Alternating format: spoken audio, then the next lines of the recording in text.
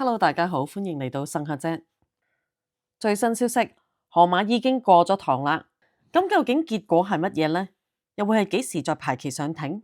而過堂又代表啲乜嘢呢？河馬呢單案呢，就真係疑點重重。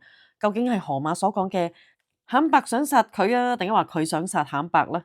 聽一個大話精講一啲咁嘅說話，估啊都估到咩料啦。河馬依然呢都係講多錯多，成件事呢點都會有少少疑點嘅。我哋都可以拎出嚟一齊討論。而河馬一直以嚟嘅直播呢，都已經講咗一啲令到佢今時今日將會陷入一個萬劫不復嘅結果。究竟又係啲乜嘢呢？今日就嚟打開所有嘅話題。阿河馬呢一隻話題女郎，就因為咧同佢老公阿鹹圈呢就發生咗衝突。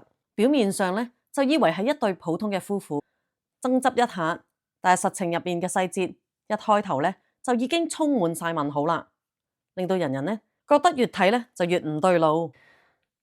而件事咧就係尋日發生，今日河馬就已經要過堂啦。而有消息指咧，河馬同坦白呢一件事就真係進入咗司法程序啦。根據法庭嘅記錄，我哋咧就見到更加多未公開嘅資料。第一被告坦白將會喺6月5號朝頭早9點半咧就喺屯門法院過堂。而家咧就一直還押，就由警方看管。而第二被告阿葉小姐咧，阿河馬而家咧就仍然住院觀察啊，但係咧就已經清醒啦，獲准5000蚊保釋金。但係咧條件就好嚴格啦，要佢咧交出呢個旅遊證件，唔准離境啊，仲要包括唔可以去內地同埋澳門，而且咧仲要每逢1、3、5去警署度報到。而法官亦都說明呢一件案嘅性質係屬於嚴重。本來河馬同坦白咧就係住埋一齊嘅，而家兩個咧就大打出手，咁就梗係冇可能再俾佢哋再住埋一齊啦。咁所以咧對坦白最好嘅安排咧就唔好再翻去同阿河馬住翻同一間屋啦。而因為呢一單案咧就屬於嚴重，所以咧將阿坦白還押俾警方看管都係好事嚟嘅。而河馬不嬲都係中港兩地兩邊走噶啦，兩邊咧佢哋有住家。而喺事發之前，河馬都已經諗住走佬啦，咁就梗係要收咗佢啲旅遊證件，等佢唔可以再翻內地啦。如果唔係嘅話，就真係好難捉翻佢噶啦。坦白咧就要等到6月5號就會過堂，而河馬咧就要等到7月25號先至會再出庭。案件咧都仲未審嘅，但係觀感上已經變成咗坦白咧就衰人，河馬咧就變咗係受害人。呢一啲咧都係河馬自己做出嚟嘅輿論導向。我暫時估計咧，就因為河馬已經知道自己係理虧，所以咧就講出一啲咁樣嘅說話。第一句劈頭就話佢唔會原諒坦白，然之後咧就話佢對坦白咁好咧，坦白都咁樣對佢，仲要先下手為強，就話坦白咧想殺佢添。但係以我所知咧，庭上面嘅記錄咧就唔係呢一回事啦。一陣間咧，我都會講下呢一個話題嘅。而過堂嘅意思咧，亦都即係一啲法律嘅術語。正式嘅解釋咧，亦即係上法庭應訊。簡單啲嚟講咧，過堂亦即係話被告第一次喺法庭上面出現，接受法官處理同埋安排下一步嘅程序。呢一個咧就唔代表已經審完，又或者係定咗呢一個人嘅罪，只不過係話案件咧正式進入一個司法程序嘅第一步啫。而過堂就係確認呢一個人嘅身份同埋佢要檢控嘅罪。法官咧就會確認被告嘅身份，然之後咧就由控方讀出控罪，例如襲擊、傷人等等呢一啲咁樣嘅控罪。如果喺簡易程序嘅案件裏面咧，被告就可以即場表示自己認罪又或者唔認罪。但係如果係嚴重啲嘅案件咧，例如傷人啊、謀殺啊，通常咧就會將案件轉去區域法院又或者係高等法院嚟到審理嘅。而河馬呢一件事咧，就當然唔可以咁簡單就搞掂啦，所以先至會7月25號再次上庭。而法官咧就會決定被告係可唔可以保釋啦。好似河馬咁咧，而家就俾佢用5000蚊保釋金就可以保釋啦。但係條件咧就係要交出旅遊證件，定期去警署報到，唔准接觸證人。呢一啲咁樣嘅條件，亦都安排埋下一次出庭嘅日子，亦即係7月25號。我頭先都提過啦。如果唔係即時審嘅話咧，法官就會安排案件下一次上庭嘅時間，可能咧就係再過堂，又或者係正式審訊啦。以上我講嗰啲嘢咧，就係話俾你聽，究竟過堂嘅時候係會發生啲咩事，而過堂咧亦都唔代表已經判咗刑，又或者係定咗罪，而只不過係一個法律嘅程序，一個早期嘅階段，目的咧就係確認咗呢一件嘅案件先，然之後咧就安排個流程，定一話繼續還押俾警方看管，確保成個程序係公開、公平、公正。聞說河馬嘅紗布咧就已經拆咗啦，亦都即係佢唔係咁嚴重啦。如果唔係嘅話，就唔會拆紗布。而法庭嘅記錄咧就話係河馬將慘白個頭咧撞落地下，而家依然咧都係留院觀察，但係慘白咧都係清醒嘅。而仲有消息指咧就話河馬咬慘白嘅左手手指，令到佢有骨折，而河馬仲要坐喺慘白身上面，仲要捏佢條頸添。而當時仲有一個證人，相信咧就係見到呢一幕嘅發生，而嗰個證人咧可能就係清順樓嘅一個保安啦。睇到法庭嘅記錄，我就知道點解河馬劈頭第一句咧就話慘白想殺佢。原來咧倒翻轉頭嚟講，就係佢想殺慘白，因為咧法庭嘅記錄咧就話係佢捏慘白條頸噶嘛。而家咧就真係比較上知道多啲嘅真相啦。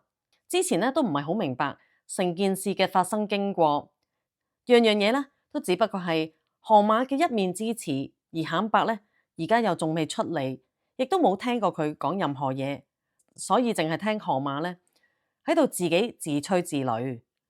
不過當然啦，不嬲都知道河馬係一個乜嘢人，佢最中意咧就係講大話。基本上咧佢講嘅嘢都係諗住快啲惡人先告狀先。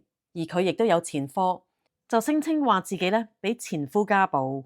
咁而家就睇到究竟邊個係一個家暴者啦。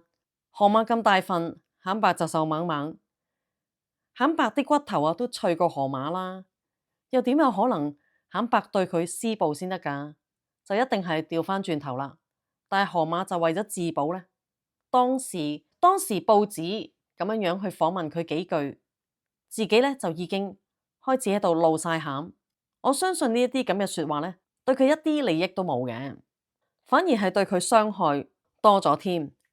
亦即係翁女俠所講，喺未上庭之前咧，就唔好出咁多聲，講咁多垃圾，仲要接受訪問嘅話咧，而家咧就真係害人終害己啦。將來另外一方攞翻呢一段說話走出嚟講嘅話，河馬咧就只會令到自己仲要衰多兩錢重。而家咧就其實知道多啲資料啦，就知道原來河馬咧都做咗唔少嘢。報紙嘅報道咧就話慘白拎咗把摺刀出嚟，咁點解佢唔直接啲走去攞鉸剪又或者係菜刀咧？呢一啲都應該係最容易攞到手嘅喎，喺廚房一攞就攞到。攞把摺刀出嚟，佢又唔係一個收藏家，佢又唔係中意去露營喎，又點會用到摺刀咧？呢一啲咁特定功能嘅用具，仲要打開佢咧，先至能夠用得到喎。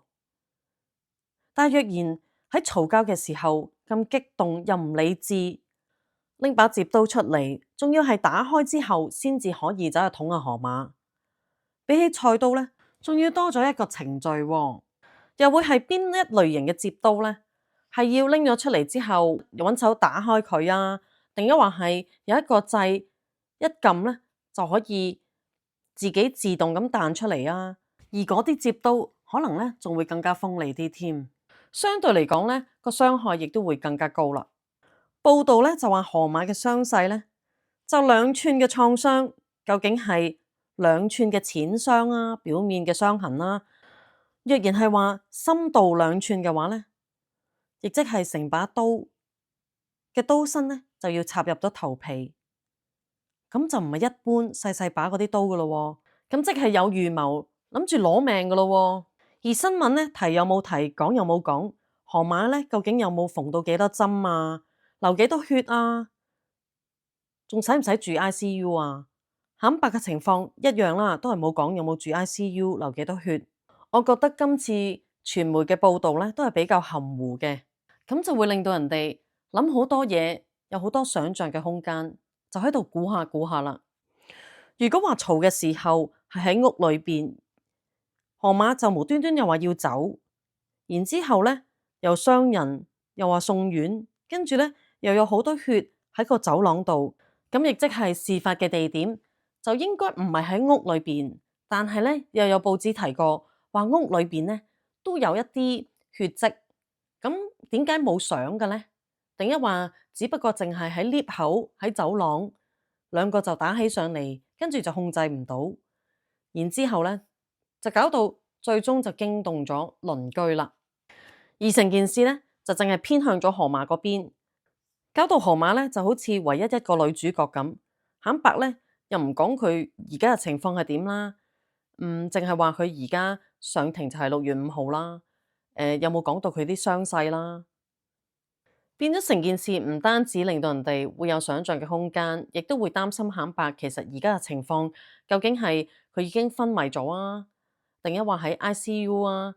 亦都變咗咧，網上邊有好多謠言走咗出嚟啦。而以我所知，喺醫院度做咧係可以 check 到病人嘅病歷記錄。雖然呢一樣嘢咧就係個人私隱，但係咧都有機會可以 check 得到。咁當然咧就係喺工作上面就會話俾你聽係唔可以咁樣做啦。但係會唔會有人偷雞可以做到呢一樣嘢咧？我就真係唔知啦。而我想講嘅咧就係坦白個細女，如果想知道佢呢一個老豆嘅病情嘅話咧，我相信佢應該係可以知得比我哋更加多嘅。咁我就聽我朋友所講啦，佢就話咧，通常咧 check 呢一啲嘢咧，都會係希望揾人 check 嘅。我相信醫管局嘅 policy，又或者係公司嘅 policy，通常呢一啲都係私隱，就唔俾人哋咁樣去做啦。而用電腦嘅時候，每一個人咧都要 log in 自己個名先至可以用到電腦，所以就算你查過都好啦，都係會有 record 嘅。咁我就唔知道喊重嘅屋企人咧，仲關唔關心佢呢一個老豆啦？如果俾着我係佢哋嘅話咧，我就真係唔會再理佢。事關而家三餐一宿，老病生死都算不上傳奇啊！亦都只會係因為佢自己做得太過絕。既然係咁嘅話，就要承受翻自己做出嚟嘅果啦。河馬一直以嚟咧，就為咗想要紅、想要流量，所以咧就搞埋一啲輿論戰，淨係諗住玩一個報警遊戲，搞到警隊咧就變成咗舞台嘅 crew， 納稅人咧就變咗 sponsor， 一路以嚟都已經攞緊政府嘅福利，仲要令到個社會咁唔安寧，都真係好厭惡。而呢一件事係點樣都好啦，只要河馬肯白收監就好啦。好啦，今日就同大家講住咁多先。若然你係喜歡我呢條片嘅話，麻煩大家俾個 like、share 同埋 subscribe。Thank you，拜拜。